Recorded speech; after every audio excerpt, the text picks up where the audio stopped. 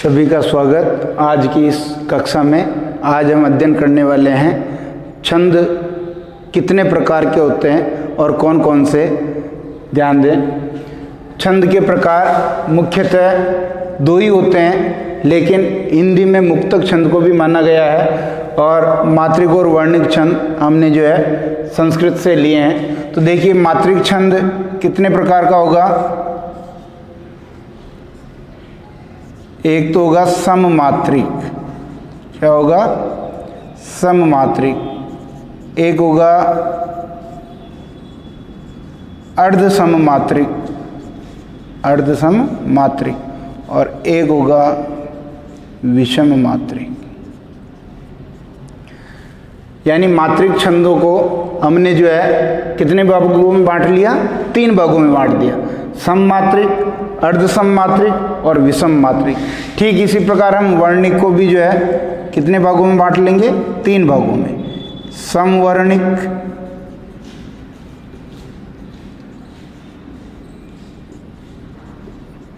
अर्ध समवर्णिक और विषम वर्णिक। वर्णिक छंद को भी हमने कितने भागों में बांट लिया? 3 भागों में, समवर्णिक, अर्ध समवर्णिक और विषम वर्णिक। मुक्तक का कोई प्रकार नहीं है। अब पुनः मात्रिक छंद में देखिए, मात्रिक छंद जो हमने सममात्रिक जो माना था, ये सममात्रिक क्या होता है? यानी सभी चरणों में समान मात्रा।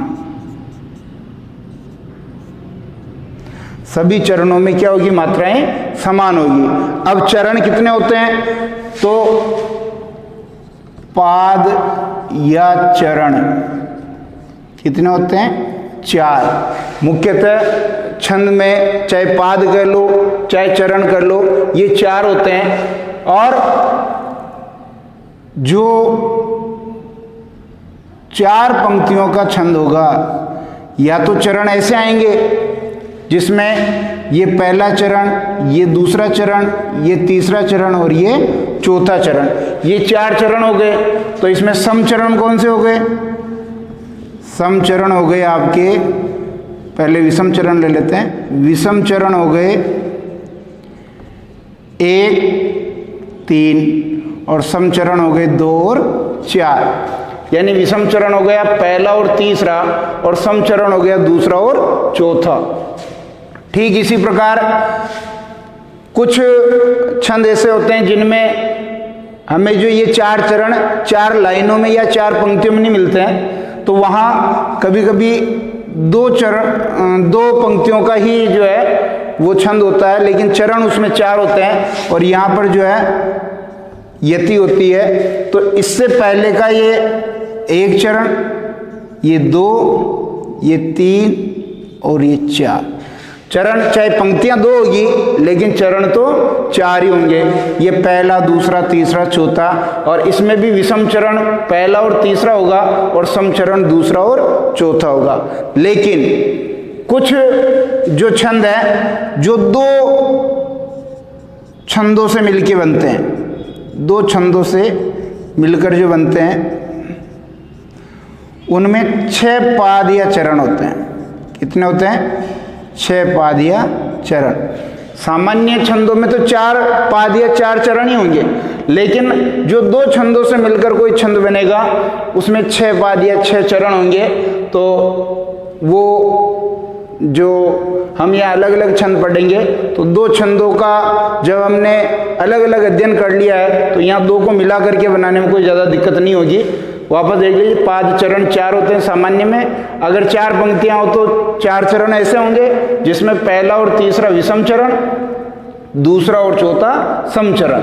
ठीक इसी प्रकार अगर पंक्तियां 2 ही हो लेकिन चरण तो 4 ही होंगे, पहला, दूसरा, तीसरा और चौथा। इसमें भी जो है विषम चरण आपका पहला, तीसरा, सम चरण दूसरा, चौथा। और कुछ छंदों में जो है 6 पाद या चरण होंगे, लेकिन वो छंद जो है किन्हीं 2 छंदों से मिलकर के बनेंगे, वो कहलाएंगे 6 पाद या 6 चरणों वाले छंद। अब वापस आ जाते हैं हम मात्रिक छंद हम पढ़ रहे थे, सम मात्रिक में सभी चरणों में समान मात्रा। सभी चरण कौन कौन से हो गए? चारों चरण। चारों चरण में जो है समान मात्रा होगी वो कहलाएगा सम मात्रिक छंद। अब अर्ध सम मात्रिक छंद, अर्ध सम मात्रिक छंद यानी विषम चरणों में समान मात्रा, विषम चरणों में समान मात्रा तथा सम चरणों में भी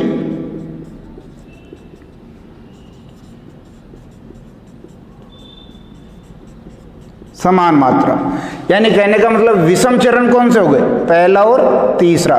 जो मात्रा होगी चारों चरणों में एक जैसी नहीं होगी, अर्ध सम यानी किन्हीं दो चरणों में समान होगी। और वो दो चरण कौन कौन से हो सकते हैं? पहला तीसरा जो विषम चरण कहलाएंगे इनमें समान होगी, और सम चरण कहलाता है दूसरा और चौथा।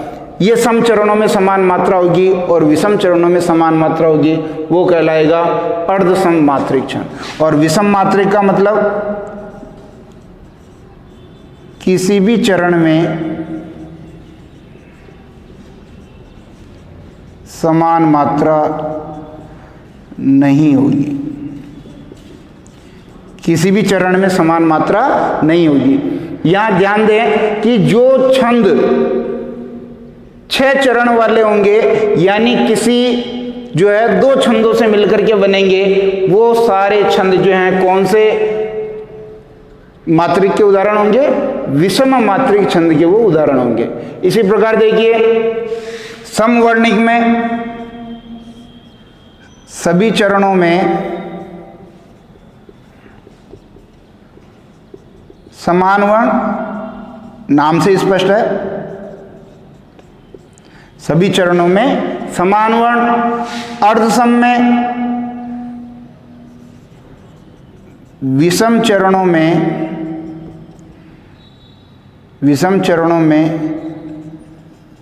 समान वर्ण तथा सम चरणों में भी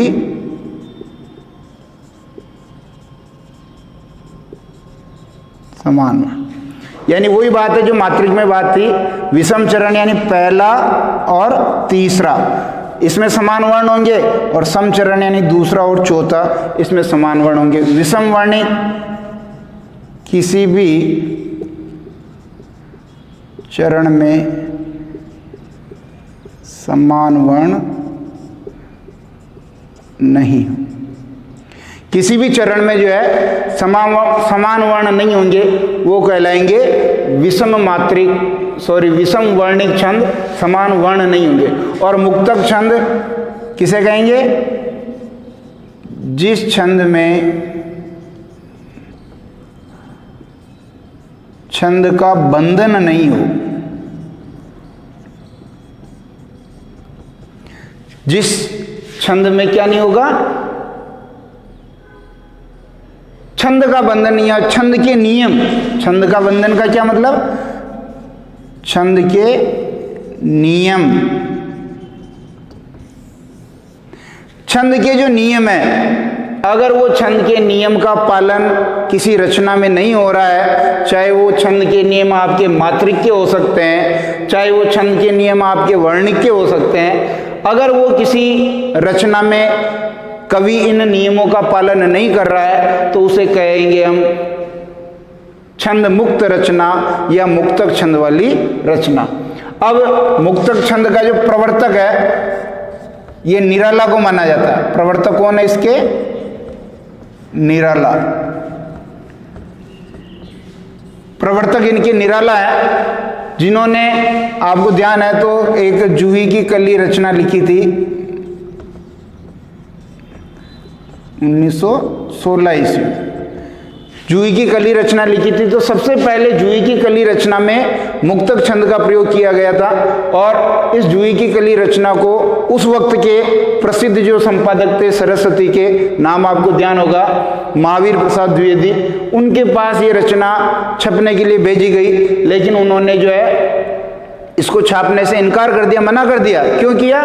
क्योंकि उनको लगा कि ये रचना जो है छंद के नियमों का पालन नहीं कर रही है, ये न तो वर्णिक छंद के नियमों का पालन कर रही है, न मात्रिक छंद के नियमों का पालन कर रही है। ऐसी रचना को जो है इस सरस्वती पत्रिका में मैं नहीं छाप सकता हूँ। कहने का मतलब ये प्रारंभिक शुरुआत थी। सबसे पहले निराला जी ने इसको जो है प्रयुक्त किया था। तो जब कोई चीज़ प्रारंभ होती है और नई नई होती है तो लोग उसको अपनाने में जो है हिचकिचाते हैं। तो इसी प्रकार का जो है व्यवहार निराला जी के साथ हुआ। हालांकि बाद में मुक्तक छंद बहुत प्रचलित हो गया और हिंदी साहित्य में अधिकांश रचनाएं जो है मुक्तक छंद में लिखी जाने लगी। और मुक्तक छंद में अब हम पढ़ रहे हैं कि जब मात्रिक यानी मात्रा का यहाँ कोई रोल नहीं है, यहाँ वर्णों का कोई नियम विधान नहीं है, तो यहाँ किसका नियम विधान है? केवल लय। किसका है? केवल लय का। लय के साथ हम उसको पढ़ेंगे। आप चाहे जहाँ रुक सकते हैं, आप चाहे जहाँ से आगे बढ़ सकते हैं, आरो अवरो अपने हिसाब से जमा सकते हैं, क्योंकि जब बंधन ही नहीं है तो जैसा आप पढ़ेंगे, जैसा आप गाएंगे, उस प्रकार की जो रचना होगी वो मुक्तक छंद वाली रचना कहलाएगी। तो वापस एक बार ध्यान दे दें कि छंदों के प्रकार में हमने 3 छंद माने हैं, मात्रिक, वर्णिक, मुक्तक। मात्रिक के पुनः हमने 3 भेद माने हैं, सम मात्रिक, अर्ध सम मात्रिक, विषम मात्रिक। जो सम मात्रिक है उसमें सभी चरणों में समान मात्रा होगी। सभी चरण मैंने समझा दिए। यहाँ चरण 4 होते हैं, पहला, दूसरा, तीसरा, चौथा। विषम चरण 1, 3 होंगे, सम चरण 2, 4 होंगे। कभी कभी 2 पंक्तियों का भी एक छंद हो सकता है, लेकिन चरण उसमें भी 4 होंगे, पहला, दूसरा, तीसरा, चौथा। इसमें भी पहला, तीसरा विषम चरण कहलाएगा, दूसरा, चौथा सम चरण कहलाएगा। और कुछ छंद ऐसे होते हैं जिनमें 6 चरण भी हो सकते हैं, लेकिन ऐसे छंद 2 छंदों से मिलकर के बनेंगे। इसी प्रकार देखिए अर्ध सम मात्रिक छंद, ये विषम चरणों में समान मात्रा होगी और सम चरणों में समान मात्रा होगी। यानी विषम चरण पहला, तीसरा, सम चरण दूसरा, चौथा, इनमें समान मात्रा होगी। अर्ध सम आधा समान। आधा समान का मतलब पहला और तीसरा पद उसका समान मात्रा का, दूसरा और चौथा पद समान मात्रा का। विषम मात्रिक किसी भी चरण में समान मात्रा नहीं होगी। इसी प्रकार वर्णिक छंद में समवर्णिक, सभी चरणों में समान वर्ण। अर्ध समवर्णिक जो विषम चरण है उसमें समान वर्ण, और सम चरण है उसमें समान वर्ण, यानी पहले तीसरे में समान वर्ण और दूसरे चौथे में समान वर्ण। उसी प्रकार विषम वर्णिक किसी भी चरण में समान वर्ण नहीं होंगे। मुक्तक छंद, जिस छंद में छंद का बंधन नहीं हो, यानी जो छंद के नियम है वो जिसमें नहीं लगे, जिसका पालन नहीं हो उन नियमों का, वो रचना कहलाएगी मुक्तक छंद वाली। और ये मुक्तक छंद जो है संस्कृत की देन नहीं है, ये हिंदी की देन है। बाकी मात्रिक छंद और वर्णिक छंद हमने संस्कृत से लिए हैं, क्योंकि हिंदी भाषा का उद्भव जो है संस्कृत से हुआ है। संस्कृत हिंदी की जननी है, माँ है, और माँ के जैसे गुण, कुछ गुण पुत्री में आते हैं, वैसे ही जो है हमने मात्रिक और वर्णिक छंद जो है हमने हिंदी में स्वीकार किए हैं। लेकिन मुक्तक छंद हिंदी में ही लागू हुआ, संस्कृत में नहीं था। इसके प्रवर्तक सूर्यकांत त्रिपाठी निराला जी हैं। इन्होंने 1916 में एक जूही की कली रचना लिखी और इसको जो है महावीर प्रसाद द्विवेदी जी के पास छपने के लिए भेजा, लेकिन उन्होंने छंद के नियम का इसमें विधान नहीं होने के कारण छापने से इसको मना कर दिया। मुक्तक छंद जो होता है, जब इसमें नियमों का बंधन नहीं है तो इसमें लय, सुर, ताल इसका बंधन है। किस प्रकार आप लय से उसको गतिशील बना रहे हैं, किस प्रकार आप लयात्मक होकर के उसको गाते जा रहे हैं, ये मुक्तक छंद है। बाद में तो चाहे आपके प्रसाद जी हैं, ज़्यादा वो सक्सेस नहीं हुए, उन्होंने भी लिखे हैं, और जो आपके सुमित्रा नंदन पंत हैं उन्होंने भी बहुत सारी रचनाएं जो है मुक्तक छंद में लिखी है। बाद में ये हिंदी में बहुत प्रचलित हो गया। अब ये तो छंदों के प्रकार के बारे में सामान्य जानकारी थी जो मैंने समझाने की कोशिश की है। इसके अलावा एक आपने नाम सुना होगा दंडक छंद। क्या नाम है? दंडक छंद। तो दंडक छंद के बारे में भी हम समझ लेते हैं। दंडक छंद को पढ़ने से पहले हम एक बार मात्रिक जो सम छंद है वो कौन कौन से हो सकते हैं, जो सिलेबस में भी लग रहे हैं 12वीं के। गीतिका 14-12 पर यति होगी और 26 वर्ण होंगे, यानी पहले में 26, दूसरे में 26, तीसरे में 26, चौथे में 26। हरि गीतिका ये 16-12 पर यति होगी और कुल 28 मात्रा का एक चरण होगा। तो पहले में 28, दूसरे में 28, तीसरे में 28 और चौथे में 28। इसी प्रकार अर्धसम मात्रिक देखिए, अर्धसम मात्रिक में आपके देखिए दोहा है, उसमें 13 11 पर यति होगी। पहले में 13, दूसरे में 11, तीसरे में 13 और चौथे में 11। इसी प्रकार सोरठा है, ये उल्टा होता है इसका, 11 13 11 13, पहले में 11, दूसरे में 13, तीसरे में 11, चौथे में 13।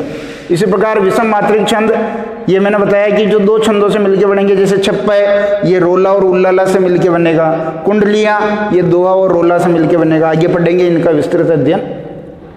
समवर्णिक में देखिए द्रुत विलंबित 12 वर्ण होते हैं, वंशस्थ इसमें भी 12 वर्ण होते हैं, लेकिन गण व्यवस्था इनमें अलग अलग होती है। तो ये इनके कुछ उदाहरण है, सममात्रिक के कौन से हैं, अर्धसम के कौन से हैं, विषम के कौन से और समवर्णिक छंद के कौन कौन से उदाहरण है। अब हम दंडक छंद के बारे में पढ़ लेते हैं।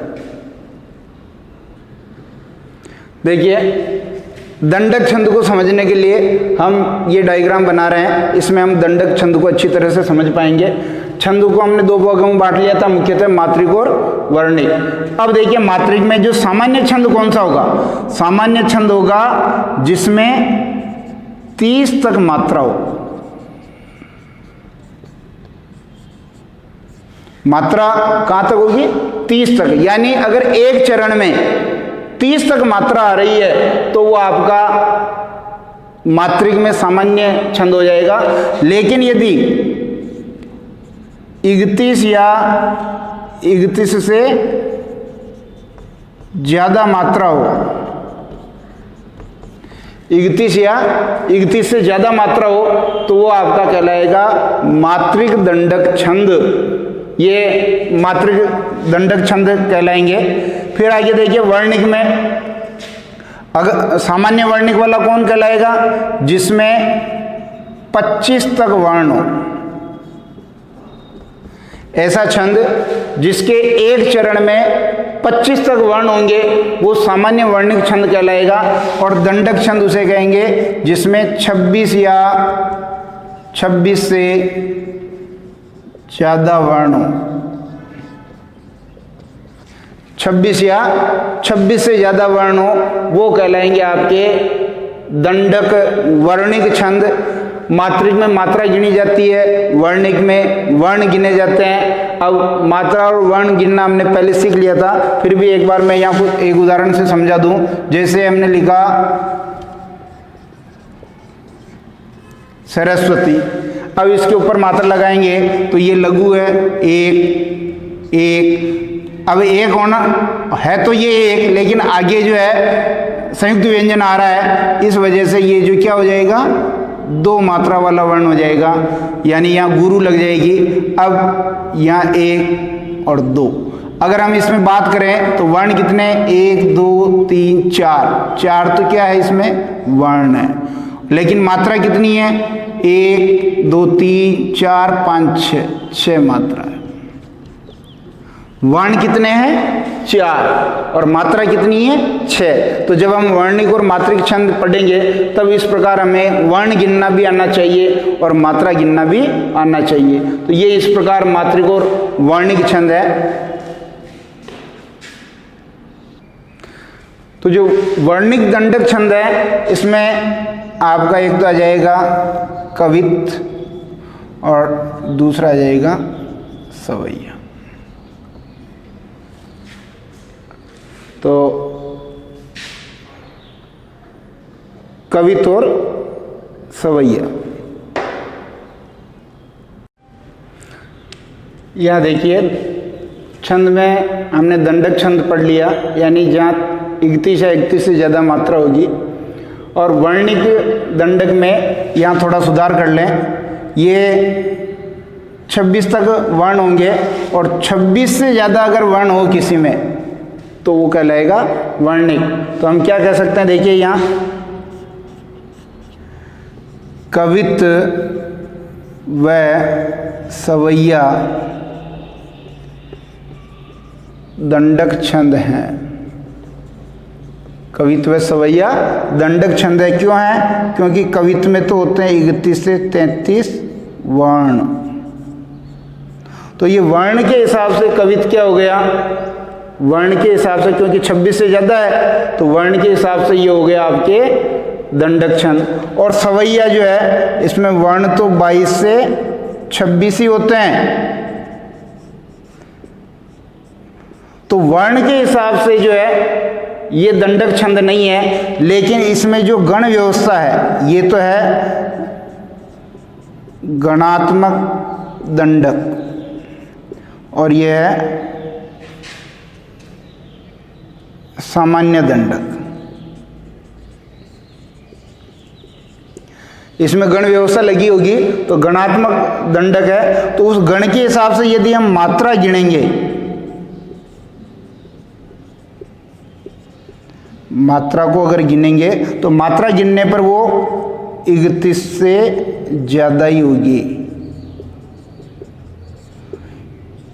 31 या 31 से ज़्यादा होगी। इसलिए सवैया भी जो है दंडक छंद है और कवित भी जो है दंडक छंद है। कवित क्यों दंडक है? क्योंकि इसमें 31 से 33 वर्ण होते हैं और हमने पढ़ा है कि 26 से ज़्यादा वर्ण है तो वो दंडक है। और सवैया में 22 से 26 वर्ण है तो ये वर्ण के हिसाब से दंडक नहीं है। लेकिन यदि इसको जो है इन 22 से 26 वर्णों में यदि मात्राएं लगाई जाएगी तो वह मात्रा निश्चित रूप से या तो 31 आएगी या 31 से ज़्यादा आएगी।